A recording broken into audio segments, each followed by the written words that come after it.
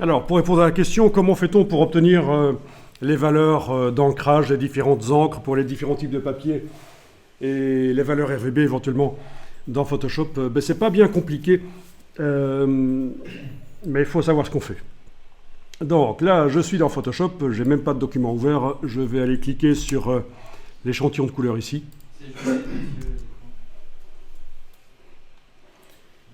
Et dans le sélecteur de couleurs, je vais aller dans Bibliothèque de couleurs. Parce qu'on va démarrer de la Pantone, c'est ce qu'il y a de plus sûr. Puisque vous pouvez choisir la couleur Pantone sur le nuancier, c'est ce qu'il y a de plus sûr pour choisir une couleur.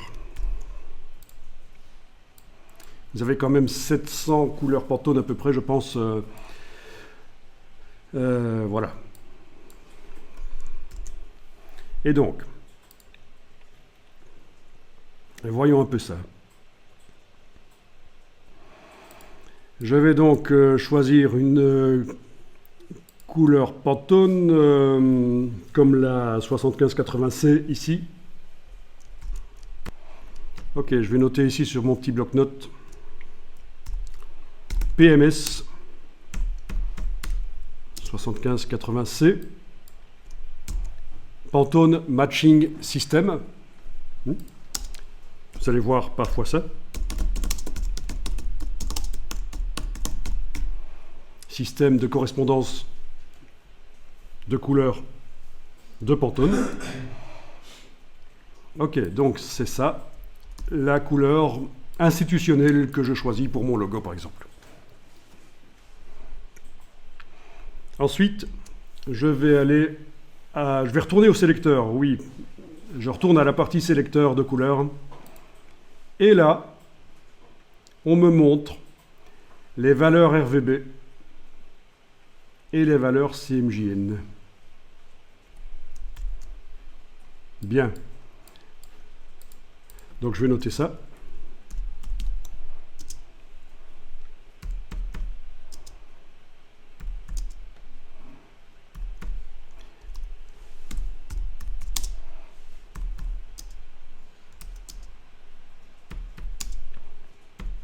Voilà, les pourcentages d'encre pour reproduire le plus proche possible, bien sûr, ça va peut-être ternir à l'impression CMJN, parce que si vous prenez une Pantone extrêmement vive, quasi fluo, ça va évidemment ternir.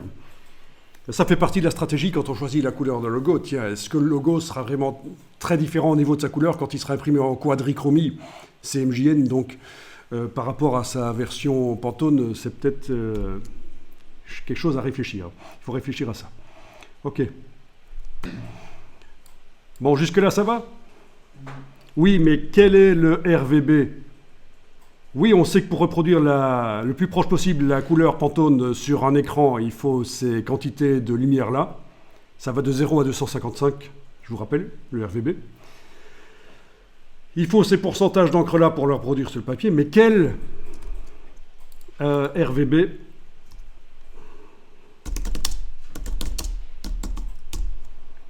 et quel CMJN?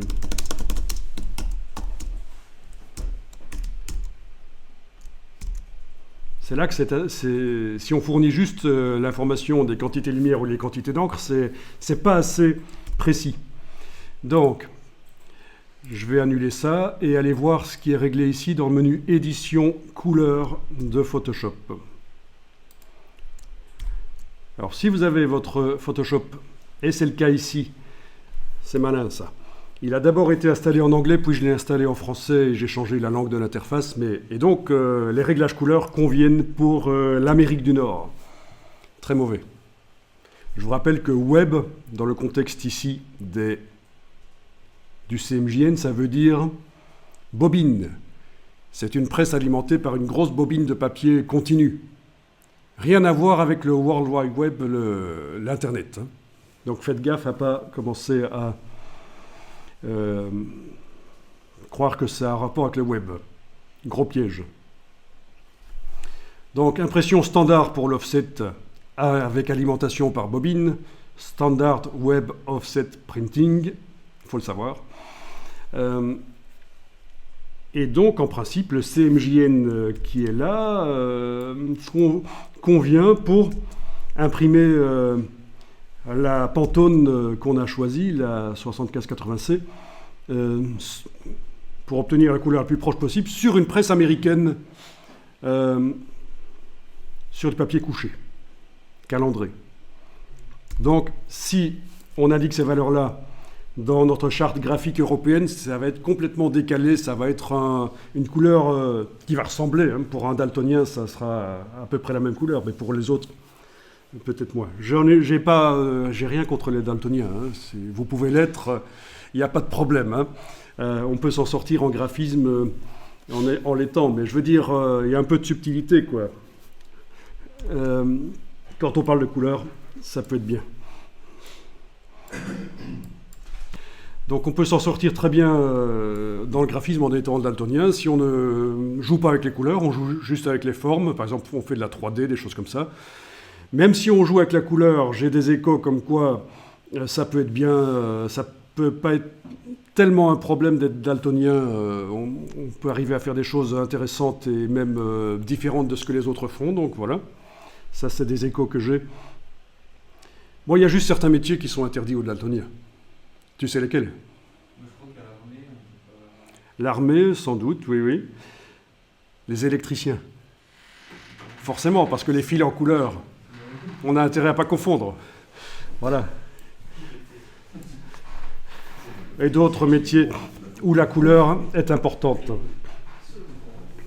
Alors, moi j'ai une anecdote marrante, relativement marrante à ce propos. J'ai travaillé donc dans les années 90 dans une boîte qui faisait de l'habillage TV. Donc c'est une boîte qui avait comme client les chaînes de télévision et donc je faisais les habillages TV, je faisais les modélisations 3D à l'époque dans 3D Studio, la première version de 3D Studio. Donc c'était vraiment le début des années 90. Et je modélisais donc des athlètes, parce que c'était le moment d'une manifestation sportive à Bruxelles.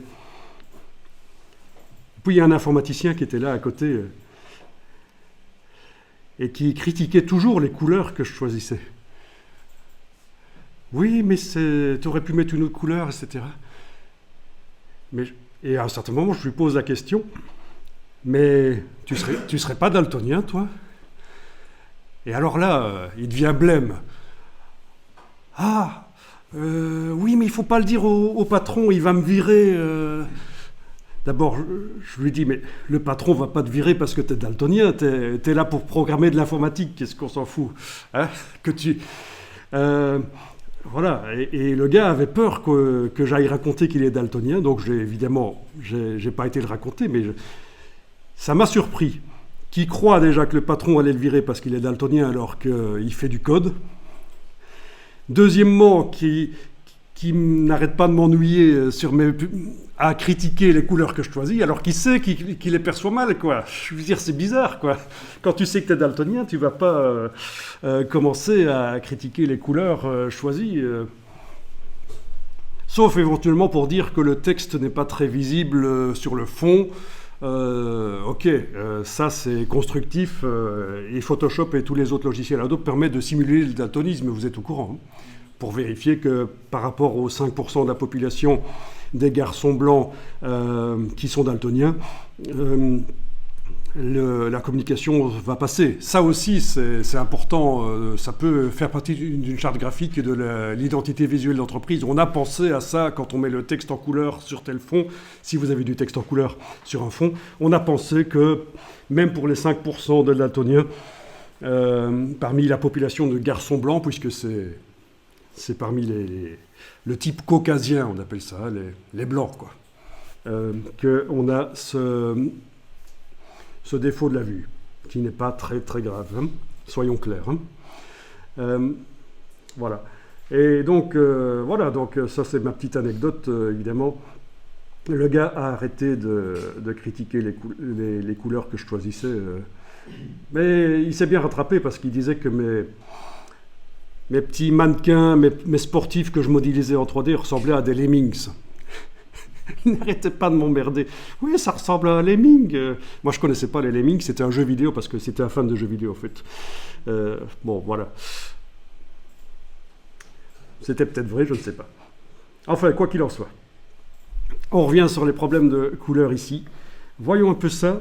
Si on met en CMJN ici une bonne norme européenne comme le Coated FOGRA 39 par exemple. Alors, ça, l'imprimeur peut vous aider à dire, tiens, voilà, si on imprime sur tel type de papier, ça correspond à telle norme. C'est en fait une table de correspondance. Quand on envoie certains pourcentages d'encre sur le papier, voilà ce qu'on obtient comme couleur. C'est un profil, quoi. Un profil couleur, c'est ça, une table de correspondance.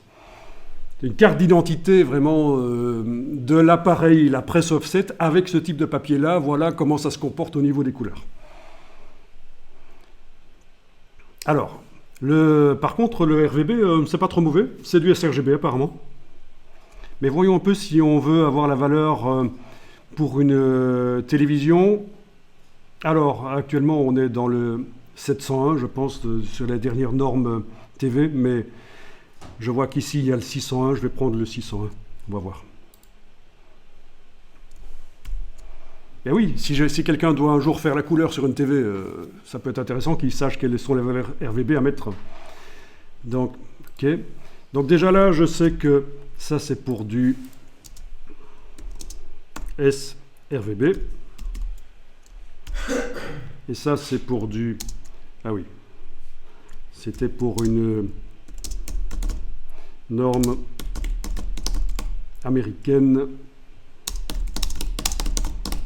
Donc pas adapté pour nous.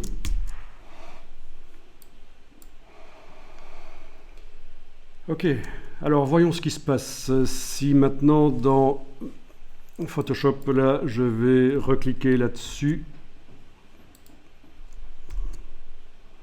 Aller dans la bibliothèque de couleurs. Donc la couleur, c'était la 7580. On va essayer de la retrouver facilement. Voilà, il a suffi de taper 7580 sur le pavé numérique et il la retrouve toute seule. C'est le genre de choses à essayer. Voyons si on retourne vers le sélecteur ici. Alors, quelque chose d'intéressant, c'est ceci, la valeur LAB, 50, 45, 42.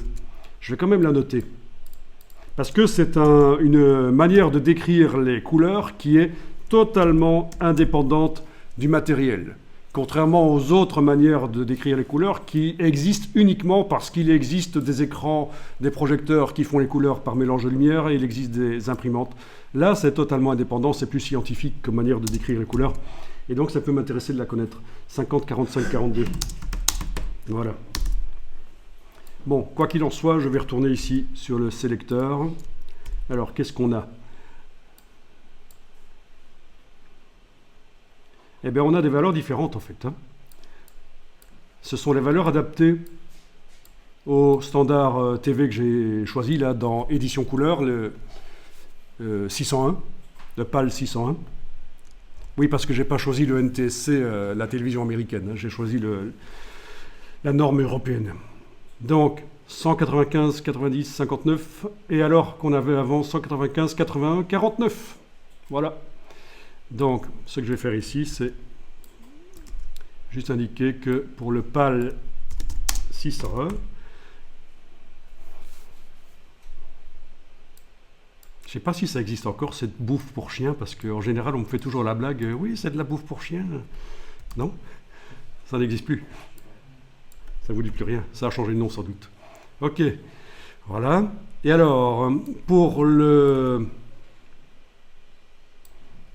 CMJN, qui est donc le CMJN quoi que j'avais choisi, le FOGRA 39. Voyons un peu ce qu'il nous dit pour le CMJN, là.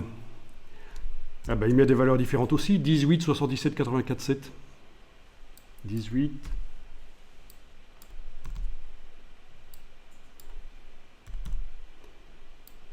Ben oui. Parce que bon, qu'est-ce qui différencie les presses européennes des presses américaines? Principalement, vous savez, c'est toujours du CMJN. Là, il n'y a pas de choix. C'est du CMJN, mais c'est pas le même cyan et le même magenta. C'est pas la même couleur de cyan et de magenta aux États-Unis et au Canada, en Amérique du Nord, qu'en Europe. Il faut faire gaffe à ça.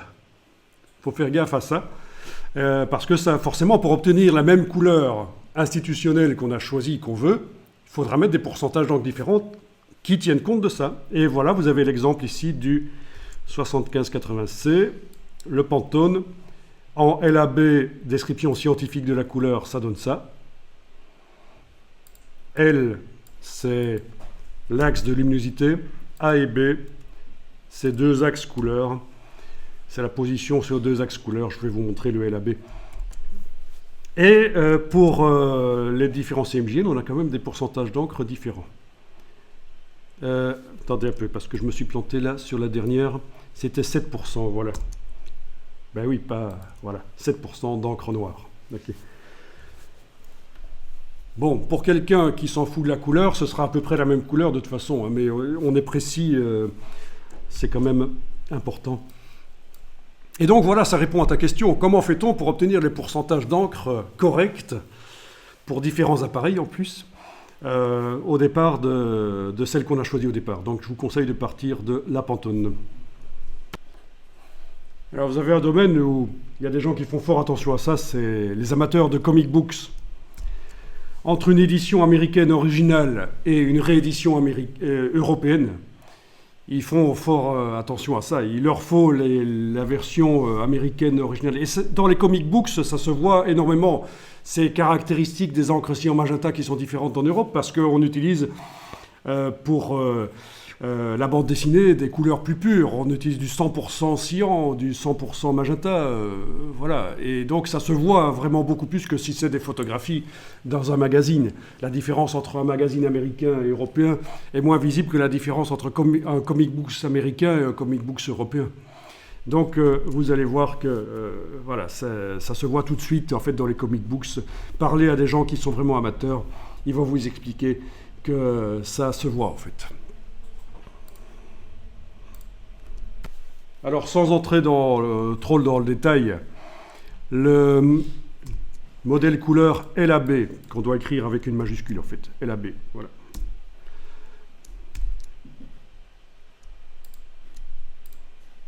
Comme on vous le montre ici dans Wikipédia, c'est donc totalement indépendant du matériel. Donc, contrairement à des modèles couleurs RVB ou CMJN qui ont une forme un peu irrégulière en fonction de la capacité de l'appareil, plus dans les bleus, plus dans les rouges, etc., plus dans les verts, ici, c'est beaucoup plus régulier. Et vous avez un axe pour la luminosité. Et donc, quand la valeur L... Donc c'est un modèle en 3 dimensions, je ne sais pas si vous voyez. La valeur L du LAB, c'est le degré de luminosité. Et puis vous avez la valeur A et la valeur B, qui sont juste la position de la couleur sur l'axe A et sur l'axe B. Un axe qui va donc d'une couleur à l'autre, comme vous voyez, les couleurs principales. Voilà. Donc quand on veut mesurer une couleur, et on a ici un spectrophotomètre qui est montré, qui mesure la couleur d'un produit, je ne sais pas, c'est une planche ou quoi, ou il est juste montré sur une planche, ça doit être ça, il est juste posé sur une planche en fait, il n'y a pas d'échantillon en dessous, mais ça pourrait être pour mesurer la couleur d'une planche, hein, ça se fait. Il va donner des valeurs LAB, il ne va pas donner du RVB, il n'y a aucun sens. Pourquoi du RVB? Pourquoi du CMJN? Non, c'est du LAB. C'est beaucoup utilisé dans l'industrie où on fabrique notamment les voitures pour vérifier les voitures, les objets, les aspirateurs, etc. Pour vérifier que par rapport à la couleur que le designer avait choisie au départ, on est toujours bon.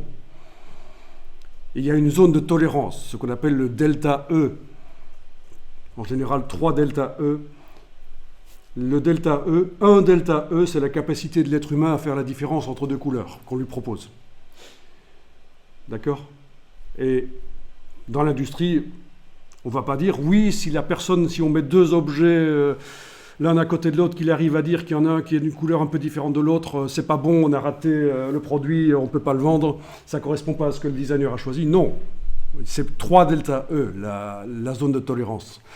Mais donc voilà, un spectrophotomètre va servir à ça dans l'industrie. Et pas seulement dans le graphisme, donc dans toute industrie qui produit des objets où la couleur, le design a de l'importance.